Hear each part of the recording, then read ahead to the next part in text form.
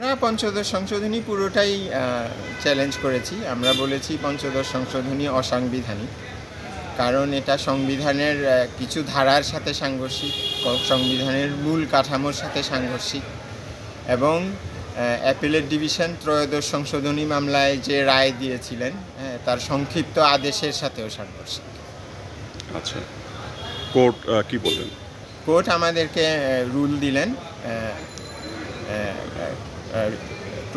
রেসপন্ডেন্টদের উপর কারণ দর্শাতে বললেন যে কেন এটাকে অসাংবিধানিক ঘোষণা করা হবে না, সেটার জন্য কারণ দর্শাতে বললেন। বিবাদী কারা কারা? এখানে বিবাদী হচ্ছে সরকার, বাংলাদেশ রাষ্ট্র সরকার, আইন মন্ত্রণালয় সচিব এবং সংসদ সচিবালয় সচিব। এখানে আপনার যুক্তিটা কি তুলে ধরেছেন? এখানে আমাদের যুক্তি, যদিও যে তত্ত্বাবধায়ক নিয়ে তো অনেক বিতর্ক আছে, এখানে আমাদের অনেকগুলো যুক্তি আমাদের পিটিশনে আছে এবং শুনানিতে আমরা আরও অনেক যুক্তি দিব, কিন্তু আজকে যে কটা মূল যুক্তি আমরা তুলে ধরেছি তার মধ্যে প্রথম একটা ছিল যে 142 অনুচ্ছেদে সংবিধান সংশোধন সম্পর্কে বলা আছে। সেখানে সংবিধানের অনেকগুলো ধারা সংশোধনের ব্যাপারে গণভোটের কথা বলা আছে এবং পঞ্চদশ সংশোধনীর মাধ্যমে ওই সব ধারাগুলো সংশোধন করা হয় কোনো গণভোট ছাড়াই। কাজেই পঞ্চদশ সংশোধনী 142 অনুচ্ছেদের পরিপন্থী।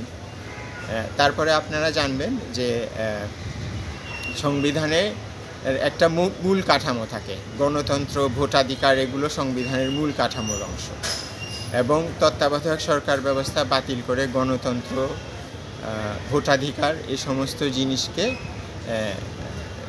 সমস্ত জিনিস গণতন্ত্র এবং সুষ্ঠু নিরপেক্ষ নির্বাচনকে প্রশ্নবিদ্ধ করা হয়।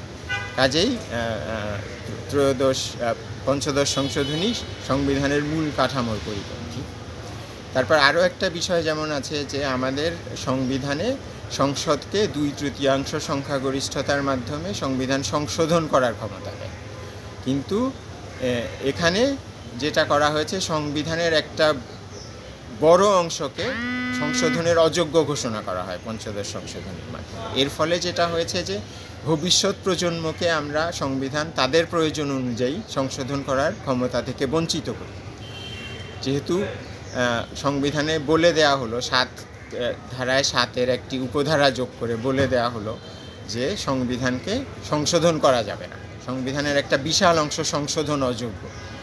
এর ফলে ভবিষ্যৎ প্রজন্ম তাদের প্রয়োজনে সংবিধানের সংশোধনের প্রয়োজন হতে পারে, কিন্তু তাদেরকে সেই অধিকার থেকে বঞ্চিত করা হবে। তো এটাও একটা সংবিধানের পরিপন্থী।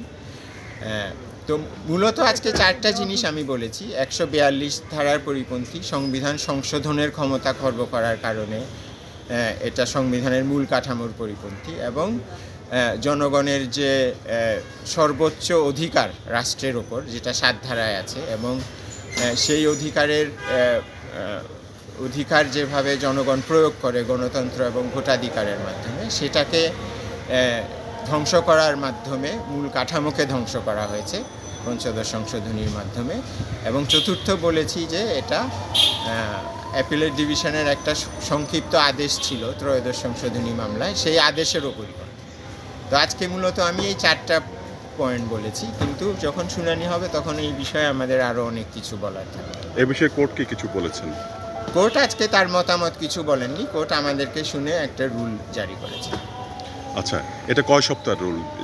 8 সপ্তাহ আমার জানা মতে, তবে এটা আমার একটু দেখতে হবে কারণ ওখানে অনেক ভিড় ছিল।